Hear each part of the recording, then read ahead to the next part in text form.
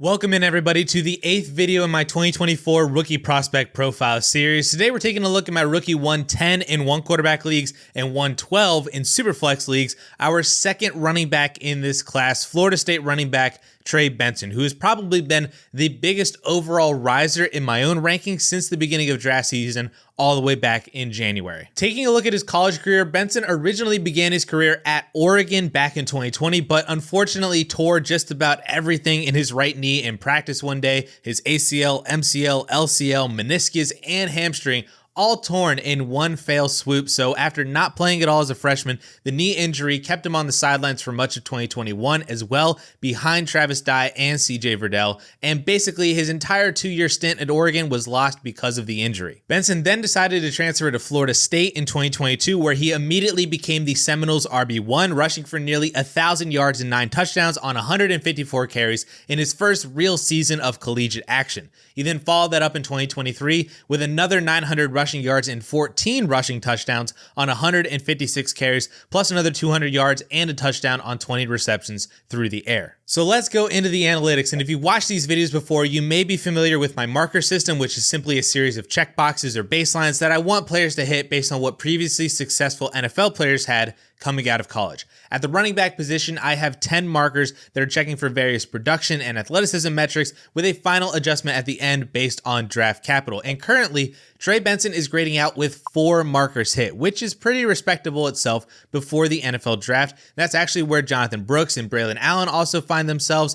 But the difference between Trey Benson and those other two names are that I don't have combine numbers for Jonathan Brooks or Braylon Allen, since neither of them tested. Brooks actually was unable to test, whereas Benson is hitting on 3 out of 4 of those markers because of the NFL Combine. The only other marker that he hits on is his career 6.1 yards per carry, and then if he's drafted in the second round of the NFL Draft, we'll then go to 5 markers hit total, which is where James Cook was 2 years ago, Miles Sanders, Ronald Jones, Kerryon Johnson, and actually even LaShawn McCoy all the way back in 2009. Where Benson goes wrong is basically all of the production metrics minus career yards per carry. He didn't break 1,000 yards as a freshman or sophomore, nor did he have a season with 25 or more receptions, nor did he have a season with over 20 fantasy points per game, and he also, kind of surprisingly from the NFL Combine, didn't hit on burst score. His vertical was actually kind of low, so he doesn't hit there either. So analytically, his profile doesn't really scream RB2 in the class, but this is where my personal opinions start to differentiate themselves from the analytics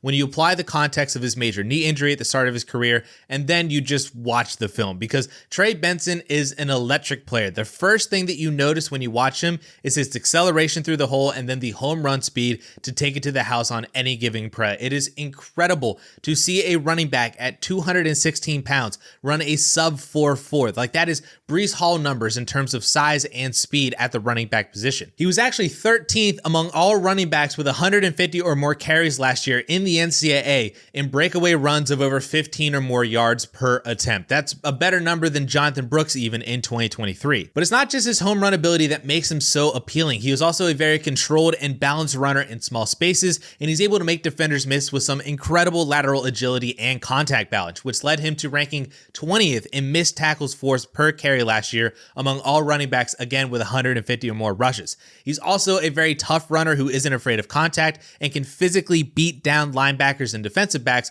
with his size or stiff arms and finish off runs by constantly keeping his legs moving. He's also a very capable receiver, even though he doesn't have the receiving volume like other backs in this class.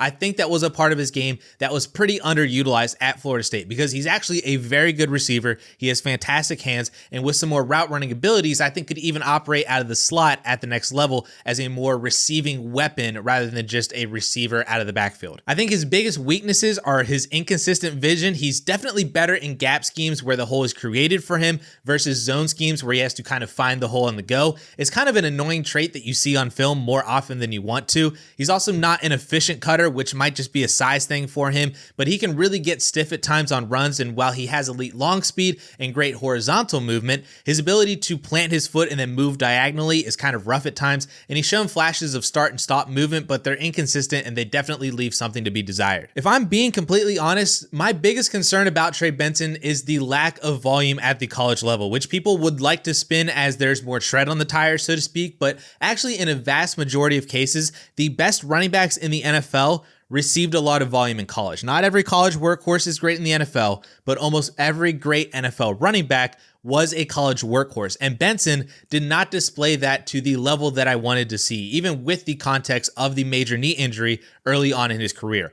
What was it that was preventing him from getting more touches from 2022 to 2023? Because he showed in his first year at Florida State that he can be a workhorse, nearly 1,000 yards on just 150 carries. Why wasn't his role expanded as a senior in year 2 in the offense when that offense was also improving as a whole? That's just a tough one for me to wrap my brain around and not just write off as coaching inadequacies. Now, I will say that Benson has risen fairly substantially to my RB2 spot overall for multiple reasons. Number one, his tape is fantastic. And number two, I think there are some logical reasons why he didn't produce more or receive more volume because of his knee injury at Oregon. So I'm willing to look past some things in his profile because of that injury. And then number three, the NFL seems to be valuing him highly as a potential second round pick, meaning they're also willing to look past his numbers and his medical history as well. My ultimate hope is that he lands with a team like the Vegas Raiders in the second round, where he can take over as the lead back immediately. And also, Josh Jacobs was 14th in the league in gap runs in 2023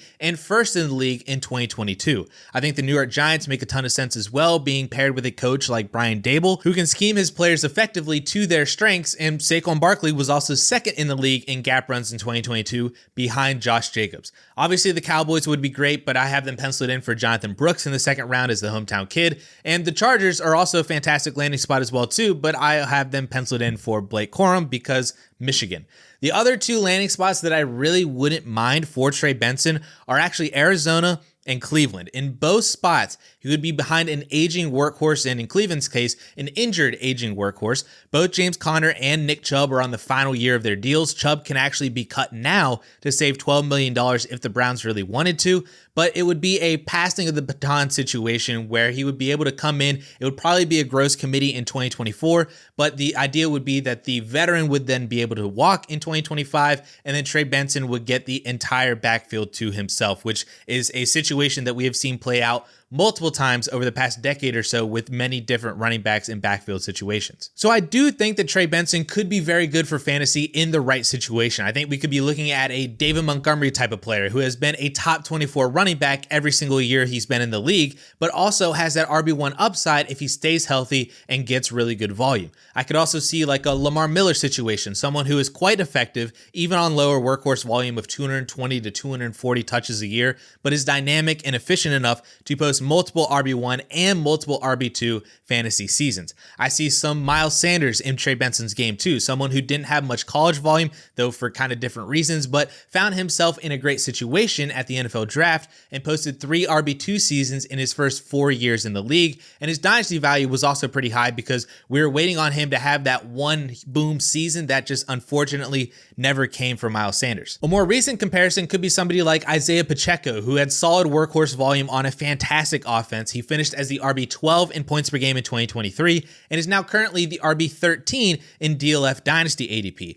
Those are the routes for success that I see for Trey Benson in the right situation. I don't think he's ever a game-breaking running back for fantasy, but an extremely useful and valuable RB2 with RB1 upside is definitely in the cards for Trey Benson throughout his career.